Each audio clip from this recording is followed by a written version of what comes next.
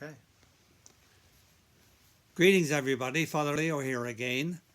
And today I have a guest who's well schooled in the field that we're going to talk about, which is that of drug addiction, opioids, and the different way that illegal drugs are playing a role in the life of the city of Peterborough. And so Tim Farguharson, Deputy Chief of Police here in Peterborough, and has become well informed, and knowledgeable about the topic, not only through his work, but through conferences that he has attended. So today, Tim, I welcome you to come and Thank you, Father. speak to us. Thank you very Welcome much. you. By the way, did you know that I was a good friend of your mom and dad? Yes, I did know that because they spoke of you often. And Dad passed last September Yeah. at 93, and Mom is suffering with Alzheimer's, but very in a good spot. She Yeah. smiles. I she- see her. Yes, up at St. Joseph Fleming. Yeah, I see her. Yeah. She loves it up there, and they treat her and Oh, they treat yeah. her well up there. And Yeah. actually, I'll have to make a stop there after before I leave town for more of these meetings. Oh, yeah. Good. Anyway, it's good to have you here, Tim, since I knew your parents so well, and to get to know you. Now, we're going to talk about the illegal drugs, the opiates, different ways that we can use this topic. And as I said, Tim is well informed, and of course, as a police officer, they have a certain role to play in the drug scene in here in Peterborough. And so basically, Tim, how would you describe the illegal drug scene in Peterborough from your perspective? It's a huge concern. It has been for many years. And we went back to when we were talking briefly earlier, 1999, with OxyContin. And that was our first foray into opioids, where we had a huge concern. At one time in Peterborough, you knew your groups using heroin, crack cocaine, cocaine for the most part. Right. You knew the criminal element. You knew those parties. And now, since 1999, there was just so many people involved. The addiction has hit so many people, and for reasons of maybe diverting a legal prescription from a parent, a child or a young person becomes involved in that by having opioids around the house. Could be a workplace injury. Somebody gets injured and put on those opioids, or surgery. A lot of a population of people with suffering addictions have got legitimate prescriptions for opioids. So again, we don't have a lot of, in regards to chronic pain management, there's a lot of work that needs to be done around that. In regards to overprescription, there needs to be a lot of work around that. But opioids, since 1999, have been devastating on our community, and that really hasn't been a reversal in that trend. As a matter of fact, it's gotten worse since OxyContin. Yeah, 2005, we were mentioning the sex trade workers, the amount they've increased due to opioids, the amount of property crime that was increasing, more violence in the city at that time due to the drug trade and people vying for position with the drug trade. So OxyContin was the first foray into that. Yeah. Did you mention the criminal element? Tim, is there I just watch TV. Is there I'll use the word, a mob, organized crime behind a lot of this stuff? So, good question, and a challenging question, because there is organized crime behind it. There are organized groups, 2 or more people, with the same mantra, same motives for doing this, to make money. So there are traditional organized crime groups involved, and that spawns right to Mexican cartels that are involved now. But there's also the challenge here is, even for them, is that it could be anybody. You or I can get on the dark web with another browser and shop for anything, including fentanyl from China. So as we had said, most of our fentanyl in Canada is coming in from China. Yeah, the Mexicans are involved now, and the cartels are involved coming up through the southern states, but still for Canada, most of that is coming in by mail or by sea from China, from labs in China who make the precursors, which are the things that formulate the opioid, or the opioid itself, the fentanyl, not the same fentanyl that puts you to sleep and when you're going for surgery, but another fentanyl that's toxic. as well as the analogs, which are the cousins in the changing of molecular structure to make it similar synthetic opioid. So that's our challenge. Is it could be anybody. To answer your question. Yeah, that's interesting. So widespread. So do you find when you shut down one group of drug dealers and sellers that they're replaced very quickly by another group? They are replaced. That still takes time, though. Every time you shut down an organization. So part of our job is in policing is to remember our role. And as I said before, there's in Peterborough and Ontario and most of Canada, there's the 4-pillar approach, which is the prevention/education. Prevention and education. Where would that take place, Tim? In the schools, in public service announcements, all that type of thing that you can educate. Like in the hospitals, for instance, in emergency rooms, the nurses are trained to give naloxone to deal with overdose. Oh, yes. So that's part of prevention. Yeah. All those things are prevention and education, and that's a huge piece of it. And then there's treatment. Which is vastly, and both of these are the most underfunded out of all the of all the groups. So we need more treatment and prevention. Well, what is the treatment though? If somebody gets fentanyl from China and gets hooked on it, like. So a lot of the people with addiction issues that I've come across in my 33 years, plus being in the drug unit, supervising a drug unit, and then being the commander and responsible for that. Now I'm sitting at the national level and the provincial level on all drug issues.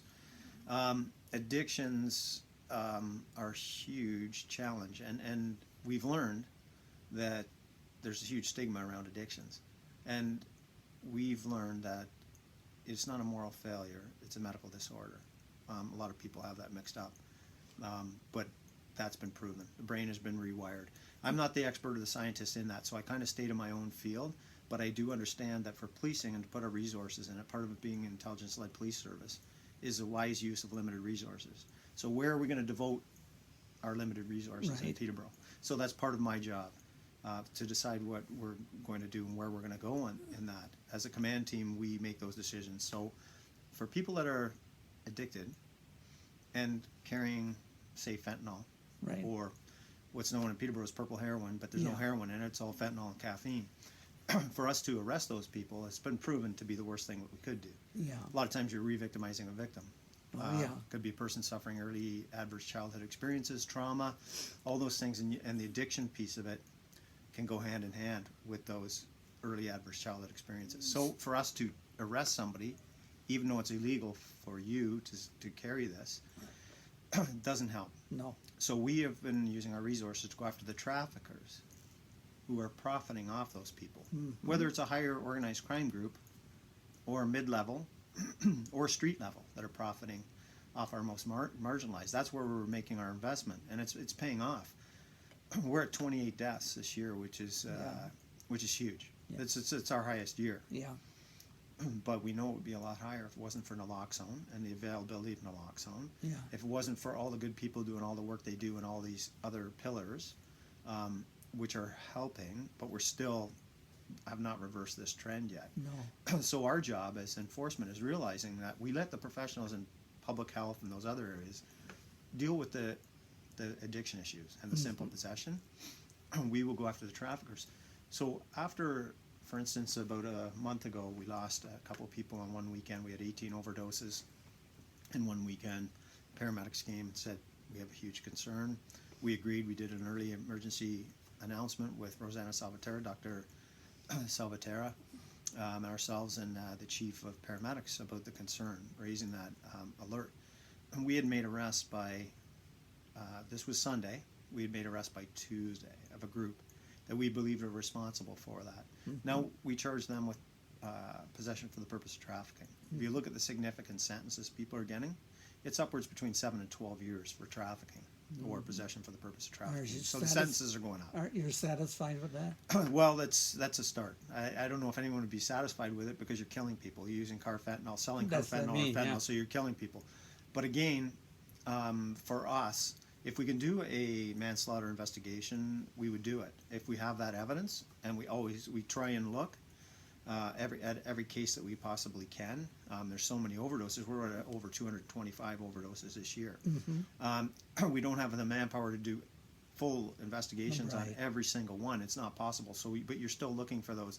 We will make that investment if we can. But in the meantime, we know the traffickers, as for the most part, and it's a lot of work to make those arrests. Surveillance teams, informants, all that type of thing. Writing search warrants, possibly wiretap investigations if you had to get to that level. Technical investigations, production orders, all the legal jargon that has to be used. But it's a lot of work. But we are making that investment. And knowing who these traffickers are, that's who we're going after. So we know that the great work our men and women are doing on the front lines is saving lives as well. And that's our pillar. So the treatment pillar, which is vastly underfunded and we need more of, is Canadian Association of Chiefs of Police is asking for treatment on demand for people suffering addictions. Because we can create havoc for the drug dealers, make it tough for them, make it tougher for new people to get in. Part of proactive policing, sometimes you have to put these people in jail. Yeah. Simple as that. Yeah. They're bad. Yeah. And if you want to work at treatment for those people, if they have an addiction, most of these drug dealers don't have addiction issues. They're smart enough to stay away Smart from enough it. to stay away from it. They want Yeah. the money, but they don't care about anyone else. No. So the jails, the prison system will have to take care of working with those people on their issues. But for us in policing, that's our job, is to put those people away. But okay, and what's the third pillar? Or is that it? No, there's harm reduction, which is another huge. So harm reduction is the hardest one for police and other people. It has been over the years to get through their heads in regards to harm reduction. Their pillar is simply, it's not simple, but it's to keep people alive, reduce the spread of communicable diseases. So sharing needles, for instance, or inhalation kits for smoking crack. But let's just stick to opioids and needle sharing. That's part of what harm reduction does is a needle exchange program. They try to get as many as they can back. They don't always get them all back, but they're reducing the things like Hep C, communicable diseases, which we've always been high at since OxyContin in 1999. Yeah. So they do their job there. Building self-esteem with people. A lot of these people feel worthless. So if I use one word, it's worthless. People with addictions, how they feel.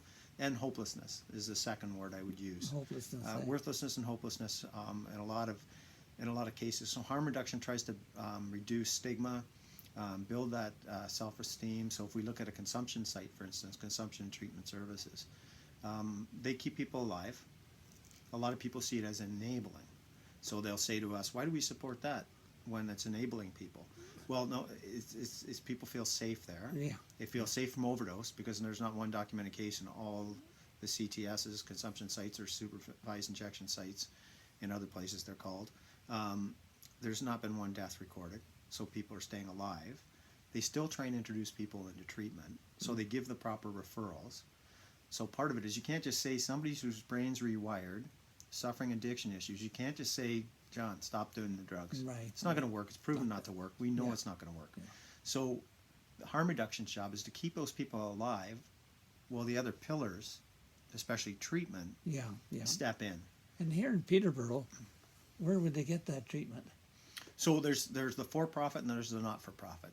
And so for the not-for-profit, one of the places would be the Forecast. Oh yeah, of course. Right, down on Water Street in Peterborough. And they see hundreds and hundreds of clients. They do incredible work. Right. Then you would have the for-profits like White Path, who you were just speaking with.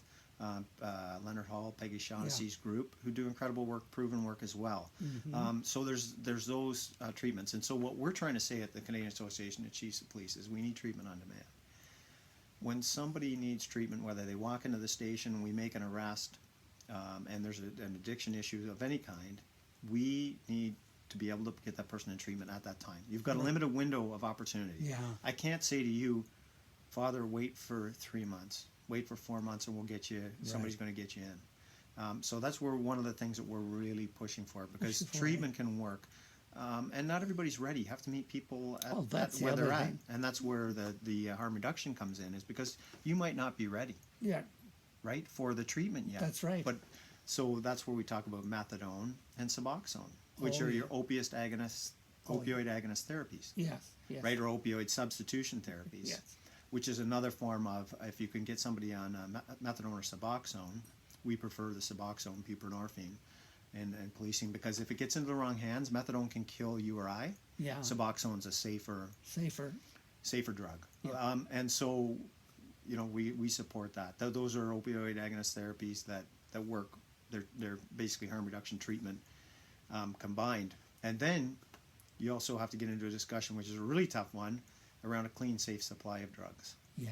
So if it's poison that's killing people on the streets of Peterborough and around North America, Yeah. why is that conversation so difficult? And it was for me once. So I have to understand and be patient with people, because I had Yeah. to do a 180-degree shift Yeah. Right. myself when I was in the drug unit and everything else. I Yeah. thought it was all enforcement based. We could arrest our way out of it. Yeah. All that type of thing. And I had to, by being around harm reduction people, treatment people, they explained these things to me Right. that were one piece of it. Concentrate on what we should be concentrating on, and let them concentrate on what they should be, and that's the addiction issues. So Yeah. the simple possession. Yeah, because my experience is that so many people with addictions are really not ready to seek treatment. And I'm not talking about just drugs, but any kind of addiction. You Mhm. know. And that's why when you get into, you talk to treatment people, like your forecast and your weight paths, they want to get to the root cause of what the issue is. Until we get to the root cause, which is usually those early adverse childhood experiences that we talked about and the Yeah. trauma pieces, until we deal with those, that's what's at the root cause of Yeah. the opioid issues. So when we had the sex trade workers, they were all out there. When there's 26 of them, we interviewed them in 2005, and they told us at that time they were all on opioids on the streets of Peterborough. All had a history of sexual abuse. Yeah. So the opioids were what they were taking Yeah. to get rid of those feelings of pain, guilt, all those things and that's why they're taking them. But what was the root cause? It was actually what happened to them as children, those early adverse childhood experiences. Until you can, and I'm not the pro, I have no skills in that area. That's where we turn it over to the treatment people. And to arrest the sex trade workers, which some people want us to do because they didn't like it happening in their neighborhoods. Right. But to arrest those young women that were out on the streets, we looked at it as re-victimizing victims. Oh, yeah. And so we weren't going to invest in that. But we tried to reach out, tried to give cards in regards to referrals when they're Right. ready. Right. Here's some places you can go to, safe dates, get a license plate number, be careful. Yeah. We tried to do that education piece. Right. And so, we still have a lot of work to do there because it's still going on. So when we talk about the clean, safe supply, if we were able to introduce, so clean, safe supply would be legal, clean drugs. So diacetylmorphine is one of those. It's basically a legal heroin. And dilaudid / hydromorphone is another legal opioid. So they're clean though, because it's a fentanyl that's killing people. Yeah. So if you introduce those people, and again, you're going to have that group that says it's enabling, but you got to work your mind around this. Yeah. If 82% of what I did on the road, and I look today, it's all thefts, frauds, domestics, some of those due to addiction, break and enters, robbery, that's all drug facilitated crime, the ones I've just mentioned. Oh, yeah. So a lot of what we do is because of that. So if somebody had an addiction and had to go out tonight to feed that addiction and break into a car, steal from a car, steal from a purse that's opened, sell their body, do something to get them, steal from family, that's where it usually starts out with, sell things that you don't want to sell, your gifts, all those things. Why wouldn't we have that discussion about a clean, safe supply for those people? Still working towards treatment, Right. but meeting those people where they're at. So you still have methadone, but methadone doesn't work for everybody. Suboxone doesn't work for everybody. They're not always ready for that. But if you started with that clean, safe supply through a legal Right. a medical practitioner or RPN Right. at an approved site like a CTS, the consumption treatment Yeah. site, or pharmacy, or some other location that people could Right. get that. So let's just say it was a hydromorphone pill that's cost 32 cents and you couldn't overdose on it. And if you diverted it to somebody else, it's not going to hurt them. So you had to come and see me twice a day as a doctor or 3 times a day to see me, and I gave you that pill to keep your withdrawal away. But I'm still you're starting to build some self-esteem and some trust and respect, Oh, yeah. working on your issues. But I'm always got door 2 and door 3 open for treatment. Yeah. What is that piece of it? When you start looking at that, there's an argument to be made for the clean, safe supply, Yeah. which we're at the national level looking at. Do we support that? I support it personally, but I have to be careful what I say in regards to all policemen because we're not all at the same place. Same place. Yeah. So that's something I have to work at the national and provincial level. looking at those things. So we need to try strategies in Canada.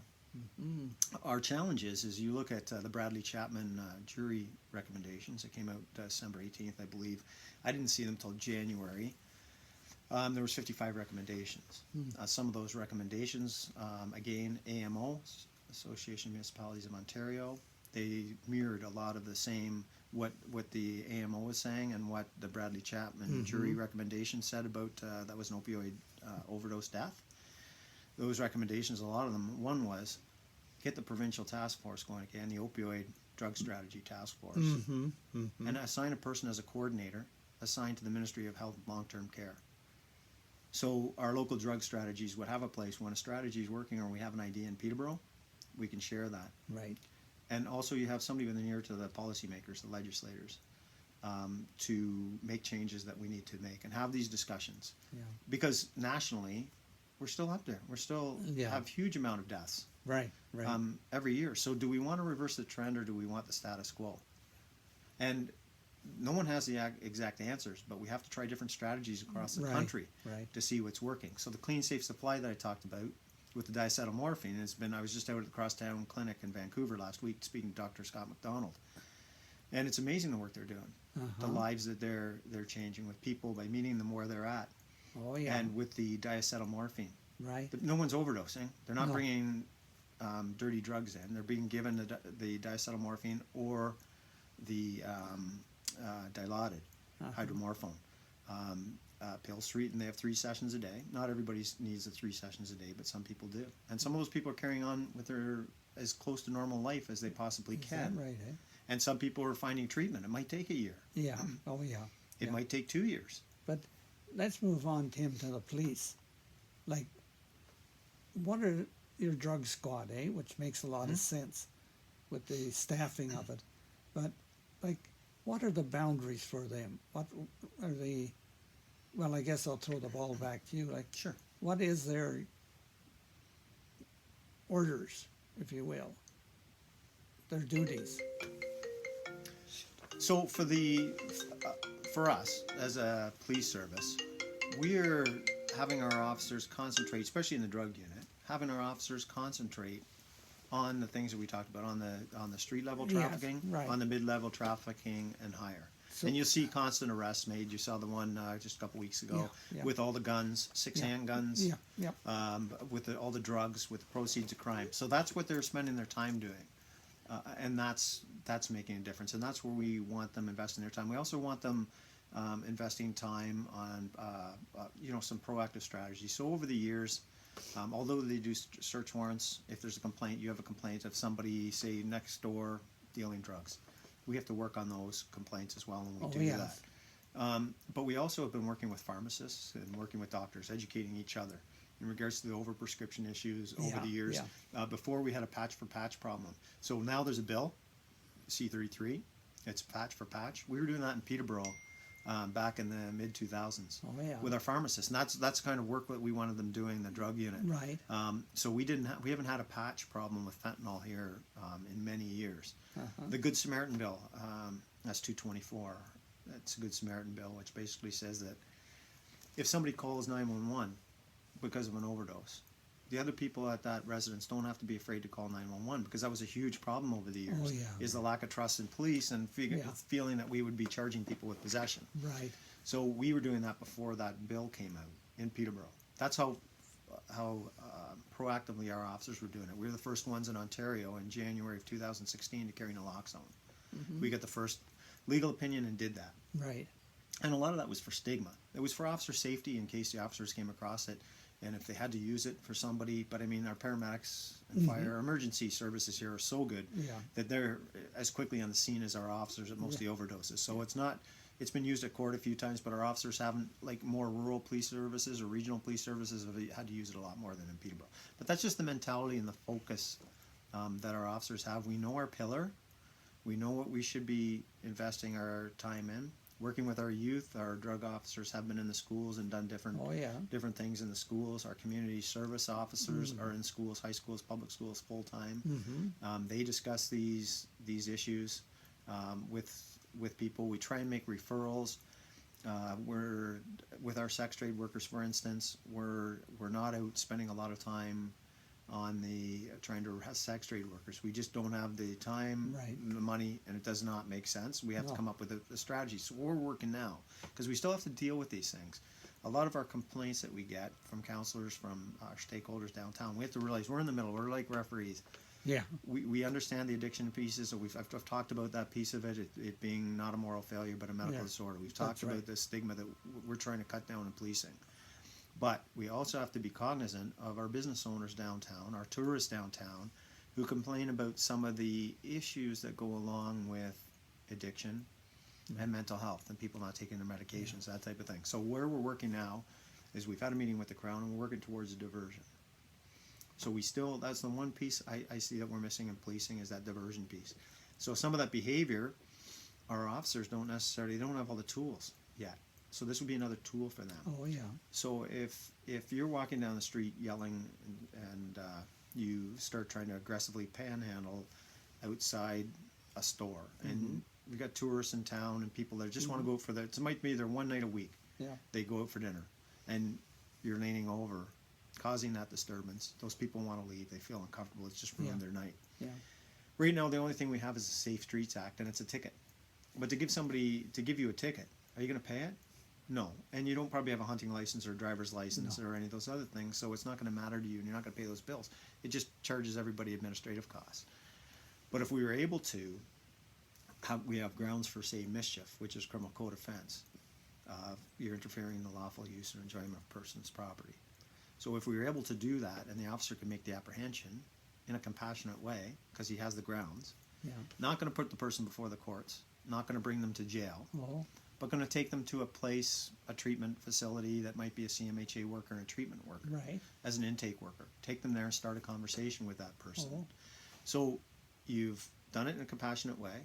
You're starting to open the door, showing that the police do care. It's not just about arrests, putting people in jail, understanding addictions. They start a conversation with somebody who can maybe give them the proper referrals. It might be that they're not taking their medication. Maybe they had a problem with their landlord and don't have a house now. Yeah. And so they're just feeling hopeless. Or a myriad of other reasons. That can start that discussion. But the business owner downtown and the tourists see us doing something. Yeah. And that's one of the things that they don't see us doing right now. If somebody's open air injecting, I've gone by somebody in the back of an e-bike, wasn't driving the e-bike, was on the back and was injecting. Do I go and arrest that person, take the needle from them, put it in a Health Canada envelope, send that off, go to the station for 3 hours, work on a report, put that person in the cells while I'm waiting, and put them before the courts and start that whole process? Does that make sense? And it doesn't. And it's been No. proven not to for a person with addictions. Yeah, it's not going to help. There's no question about it. So that's where we see having that piece where we can make the apprehension, because you have the grounds. Right. But you're not going to take them to jail, and you're not even going to take them to court on that first time. You're taking them to a person to start a conversation. So it changes our image of policing. That you're not there to put people in jail. You're there to help people get their life back. 100%. Yeah. I've had people saying, you can't talk like that as a deputy. I mean, you got to arrest these people, and so I've definitely learned that there's some people who are just not going to get the addiction piece of it. They're just not going to get it. The stigma's going to stay. They're entrenched in their beliefs. They don't want to listen to anything else. That the Right. fact that this hasn't worked for us. Right. For generations, this hasn't worked. Arresting people with addiction issues is not No. working for us. No. Saying that, I'm not advocating for releasing people from their behavioral issues that go Yeah. along with that. If you're going to knock somebody over and take their purse, if you're going to do any type of criminal activity, then you need to be held accountable for that, but not for the Right. addiction piece of it. Yeah. Yeah. And that's all I'm trying to Yeah. point out. But I still get the odd message from, the odd retired person who's saying, Tim, what are you saying here? Yeah. When I say that you can't arrest yourself, we can't arrest our way out of this. We can't arrest our way out of the addiction piece of it. That's right. I'm not going to have our guys put somebody in our cells because they're suffering an addiction. Yeah. It's not going to happen. And I don't know any other chief or deputy who feels that way, that you should do that. No, because it's not going to work. We know that. It's like somebody with cancer, you don't put them in jail because they misbehaved. Exactly. It's harder for people to get their heads around the addiction. A lot of people think, well, they should stop because it's wrong and drugs aren't safe. Well, no, we know drugs aren't safe. and they're not great for you, and they're not good for you, and they can cause all sorts of harms. But just to expect somebody to stop when the brain's been rewired, and it's going to take time to rewire it back, Yeah. and a lot of supports, and sometimes there's failure, and a lot of times there's relapses in regards to Yeah. addiction issues, and we have to, whether it's alcohol or drugs, we have to realize that those are going to happen, but the supports need to be there Yeah. in place. Yeah. So how do you feel, Tim? You've been in this side of policing for years. I know you use the word reversing. Like, I think you're making a lot of headway in understanding of what you're dealing with when people are addicted. Mm-hmm. Do you feel that you have the tools to start diminishing? You said the number of people that probably died because of fentanyl this year. Like, do you feel you're going to be able to see light at the end of the tunnel here? So reverse the trend, and that's what I call it. Yeah. I want to see a reversal in the trend before I retire, and I want to do everything I can at every level I can to try and reverse that trend. And I haven't even got into the youth resiliency piece. We'll have to quickly mention that before we end this. But do I see an end? Addictions have been with us for a long time. Do I believe we can do a much better job? Absolutely. And a lot of that would go to investing in our youth and youth resiliency skills, yes. starting at JK, SK, all the way up. Investing in our youth, trauma-informed, conflict management, anger management, healthy relationships, all those types of things that would be geared to the age-appropriate group. For instance, our sex trade workers, how many of them are ever taught about grooming behavior in the primary schools? Yeah. I would say probably none. Why do some girls reach out for support after sexual assault or before when the grooming behavior stops and others don't? Not blaming either party. No. But having those resiliency skills and giving those, and that's just one example of how resiliency can help out. Will it stop from having bipolar or schizophrenia? No. But some people are taking their medications and you never hear from them. They never come in conflict in the law, and other people aren't taking their medications, even if that would help with people taking their medications. Yeah. Understanding when they could become addicted to something. Having those resiliency skills are the way that we need to invest in our youth. I see if we want to make a generational change. Yeah. In the meantime, I see us triaging our way through this and Oh, doing some yes. good work, triaging, but that's kind of what we're doing. So the CTS that I talked about, Consumption Treatment Services, that's not a police initiative. We sit at the table for the site location. We sit at the table for the steering committee. We did. Our community partners are saying we need this, Consumption Treatment Services site. It's not the answer, but it's one piece of the answer. A place where people can go and safely inject, safe from overdose, safe from communicable diseases, safe from arrest, reducing stigma, and having referrals to those other places. We see that you need those. It says wraparound services, but it also says direct pathways in the application, and we have those in Peterborough. We have the direct pathways that we can get people introduced. So I see that as one piece. I see the youth resiliency programming until we change our education system, add those things in. It doesn't have to be monumental. I think a 10-minute a day, and I'm not the expert, but from talking to experts, 10 minutes a day at JK, SK, age-appropriate lessons can go a long way. We've seen what happened with the change in smoking. Obviously, there's vaping, but the change in smoking, the recycling, and kids and their ability to recycle. We can do so much with our youth.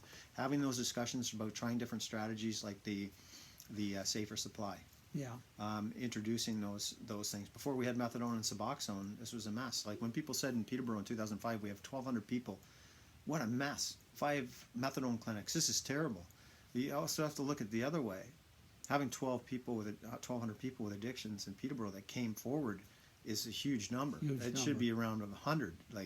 That's where it should have been.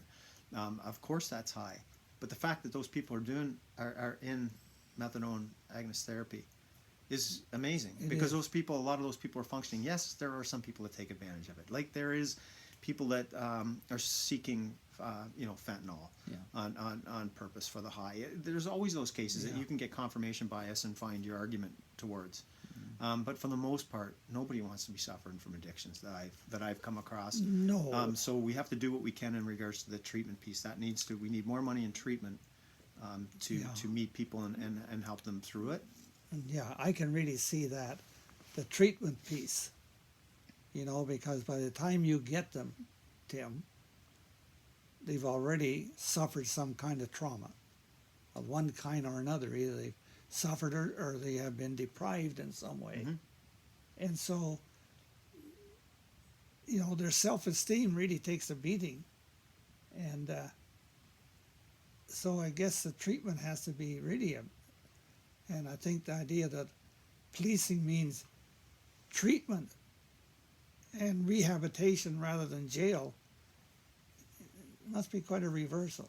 For sure. And to your point, it just reminded me of something. The Consumption Treatment Services site, if you look at that as what you just said, the front door to rehabilitation and recovery, it's the front door. It's just a door. The CTS itself is not going to solve everything. No.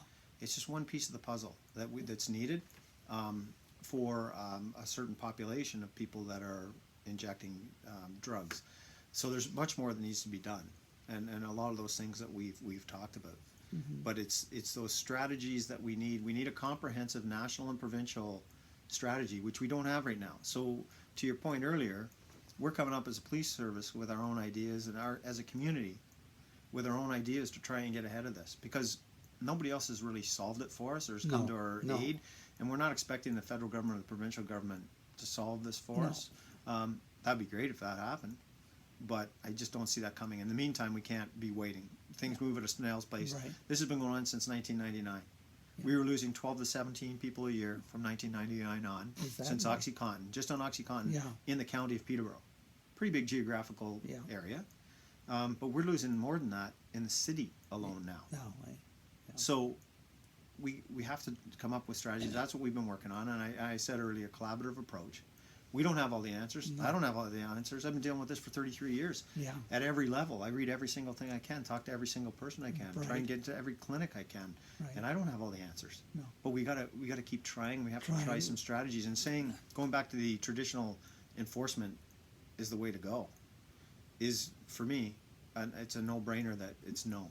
I can't convince everybody of that. No. And you're entitled to your own opinion. We can disagree as long as we do it with dignity, honor, and respect. Yeah, we can disagree, but as long as I'm here, my promise has been to this community that I'm going to do the best I can. Yeah, and then you are, Tim.